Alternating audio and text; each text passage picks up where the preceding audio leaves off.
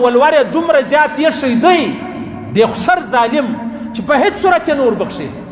دا اوس کې هغه زرچنار والا کندار والا زبردست پروګرامونه کوي، کله کله په هغه کې یو ځوان راولاړ شي کوزده وکړي.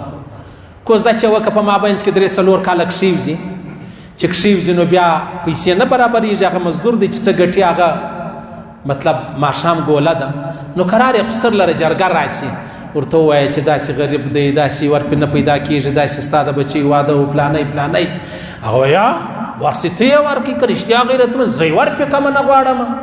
دا یو تمثیل دی، دا په ظاهره نوم د ډرامې دی، لوی سبق دی سبق. نو بیا هغه بېرته ولاړ شي، وایي زه داسې وکړه چې 100 روپۍ مې درکړي دي هغه راکړه لور دې در پاته، یا داسې هم نه کوم. نو بس دا یې نشي کولی، دا نه بس نه دي کوي.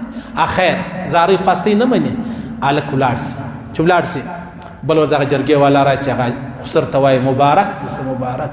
هغه ولې خیر خیر د چیش مبارکي پیسې دې راوړي دي، ولور دې راوړی دی؟ وایي ولور مې هم نه دی راوړی. نو بس مبارکي به درته چیش مبارکي ولا تا چې لور وکم ځوان ته ورکړې و روپۍ برابرولی نه سوې، هغه په قاچاق باندې په ګریزي باندې ایران له اوښتی پر لارې باندې مړ سلو. بس مبارکي درته وایم لور ته دې مال ورکړ ته پر کور باندې کښېنه، پر کور یې سره زړه کړه.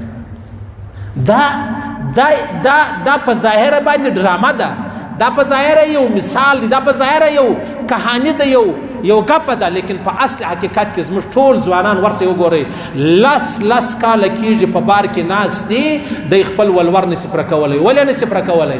په دې نسي پوره کولی کور ته 15 ځوانان ورونه دي، یو بابا دی یو ادې ده، دی هلته څه ګټي هغه دلې راستی چې کم ولور دی هغه نه پاتېږي، بس د میاشت په سر کې ټولې روپۍ ختمې سي، هغه غریب یې هلته تباه و برباد کوي، او د ده کور والا په خپل کور کې تباه و برباد ناسته ده.